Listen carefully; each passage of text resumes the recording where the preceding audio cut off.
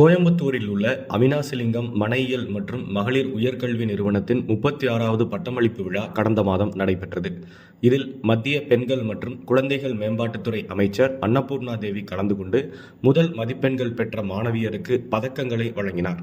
இந்த நிகழ்வில் அக்கல்வி நிறுவனத்தின் வேந்தர், துணைவேந்தர், பேராசிரியர்கள் மற்றும் மாணவிகள் பலர் கலந்து கொண்டனர். இந்நிகழ்வில் சிறப்புரையாற்றிய மத்திய அமைச்சர் அன்னபூர்ணா தேவி, பிரதமரின் தொலைநோக்கு தலைமையின் கீழ் நாம் சுயசார்பு மற்றும் அனைவரையும் உள்ளடக்கிய இந்தியாவை கட்டியெழுப்பும் விதமாக நகர்வதாகவும் 2047ஆம் ஆண்டுக்குள் இந்தியாவை வளர்ந்த நாடாக மாற்ற வேண்டும் என்ற கனவை நனவாக்க அனைத்து துறைகளிலும் பெண்களின் தீவிர பங்களிப்பு மிகவும் அவசியமானது என எடுத்துரைத்தார். கடந்த மாதம் ஒளிபரப்பு செய்யப்பட்ட பிரதமரின் மனதின் குரல் நிகழ்ச்சியை மத்திய இணையமைச்சர் எல் முருகன் அவர்கள் மேட்டுப்பாளையத்தில் உள்ள தனது அலுவலகத்தில் தொண்டர்கள் மற்றும் பொதுமக்களோடு சேர்ந்து பார்வையிட்டார்.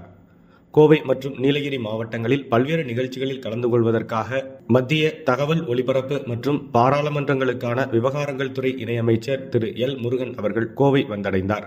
கோவை விமான நிலையத்தில் கட்சி நிர்வாகிகள் சார்பில் அவருக்கு உற்சாக வரவேற்பு அளிக்கப்பட்டது. அதனைத் தொடர்ந்து மேட்டுப்பாளையத்தில் உள்ள முகாம் அலுவலகத்தில் கட்சி நிர்வாகிகள் மற்றும் பொதுமக்களோடு சேர்ந்து பிரதமரின் மன் கி பாத் நிகழ்ச்சியை அமைச்சர் பார்வையிட்டார்.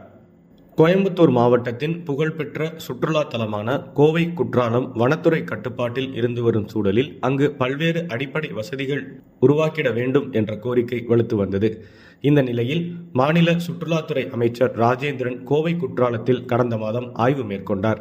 இந்த ஆய்வின் போது மாவட்ட ஆட்சியர் கிராந்திகுமார் பாட்டி, சுற்றுலாத்துறை மற்றும் வனத்துறை அதிகாரிகள் உடனிருந்தனர்.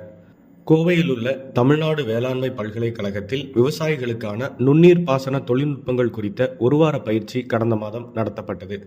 இந்த பயிற்சியில் தமிழகத்தின் பல்வேறு மாவட்டங்களைச் சேர்ந்த 30க்கும் மேற்பட்ட விவசாயிகள் கலந்து கொண்டு பயனடைந்தனர். இந்த பயிற்சி வகுப்பில் சொட்டு நீர் பாசனம், அமைப்பு, வடிவமைப்பு, நிறுவுதல், உரமிடுதல் மற்றும் தோட்டக்கலை பயிர்களுக்கான நீர் மேலாண்மை பற்றிய கோட்பாடு மற்றும் நடைமுறை ஆகிய அமர்வுகளை ஒருங்கிணைத்து நடத்தப்பட்டது. மேலும் டிஜிட்டல் விவசாயம், நோய் மேலாண்மை, இயற்கை விவசாயம் மற்றும் நீர்ப்பாசனத்தில் தானியங்கி பயன்பாடு ஆகிய கருத்துக்களில் பல்வேறு தகவல்கள் பகிரப்பட்டது. கடந்த மாதம் 23ஆம் தேதியன்று கோவை தடாகம் சாலையில் உள்ள மாநில வனப்பணிக்கான மத்திய உயிர் பயிற்சியகம் மற்றும் வன மரபியல் மற்றும் மரவளர்ப்பு நிறுவன வளாகத்தில் நடைபெற்ற நாடாளுமன்ற ஆலோசனை குழு கூட்டத்தில் மத்திய சுற்றுச்சூழல், வனம் மற்றும் காலநிலை மாற்றத்துறை அமைச்சர் திரு பூபேந்திர யாதவ் கலந்து கொண்டு சிறப்பித்தார். இந்த கூட்டத்தில் மத்திய இணை அமைச்சர் கீர்த்தி வர்தன் சிங் மற்றும் நாடாளுமன்ற ஆலோசனை குழு உறுப்பினர்களும் கலந்து கொண்டனர். முன்னதாக பயிற்சியக வளாகத்தில் மத்திய அமைச்சர் அம்மாவின் பெயரில் ஒரு மரம் எனும் திட்டத்தின் கீழ் தனது தாயின் பெயரில் மரக்கன்று நட்டு வைத்தார். அதனைத் தொடர்ந்து மத்திய அமைச்சர் தலைமையில் நாடாளுமன்ற ஆலோசனை குழு கூட்டம் நடைபெற்றது. இதில் வன நிலப்பரப்பு பாதுகாப்பு தொடர்பாக பல்வேறு கருத்துக்கள் மற்றும் திட்டங்களின் நிலை குறித்து ஆலோசிக்கப்பட்டது. கோயம்புத்தூர் மாவட்டத்தில் 15வது தேசிய வாக்காளர் தின விழா கொண்டாடப்பட்டது. இதனை முன்னிட்டு பல்வேறு விழிப்புணர்வு நிகழ்ச்சிகள் நடத்தப்பட்டன. அதன் ஒரு பகுதியாக தடாகம் சாலையில் உள்ள அரசு தொழில்நுட்ப கல்லூரியில் கோவை மாவட்ட நிர்வாகம் சார்பில் தேசிய வாக்காளர் தினம் கொண்டாடப்பட்டது. வாக்களிப்பதே சிறந்தது, நிச்சயம் வாக்களிப்பேன் என்ற உறுதிமொழியோடு நடைபெற்ற இந்த நிகழ்ச்சிக்கு மாவட்ட வருவாய் அலுவலர் ஷர்மிளா தலைமை வகித்தார். இதில் மூத்த வாக்காளர்கள், மாற்றுத்திறனாளி வாக்காளர்கள், அரசு அதிகாரிகள் மற்றும் மாணவ மாணவிகள் என ஏராளமானோர் கலந்து கொண்டனர்.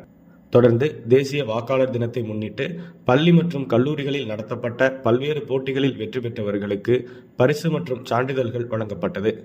மாவட்ட அளவில் தேர்தல் பணிகளில் சிறப்பாக பணியாற்றிய அலுவலர்களுக்கும் மாவட்ட வருவாய் அலுவலர் பாராட்டுச் சான்றிதழ்களை வழங்கினார்.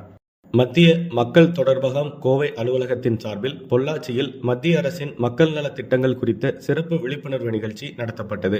இந்த நிகழ்ச்சியினை பொள்ளாச்சி சார் ஆட்சியர் செல்வி கேத்தரின் சரண்யா குத்துவிளக்கு ஏற்றி துவக்கி வைத்தார்.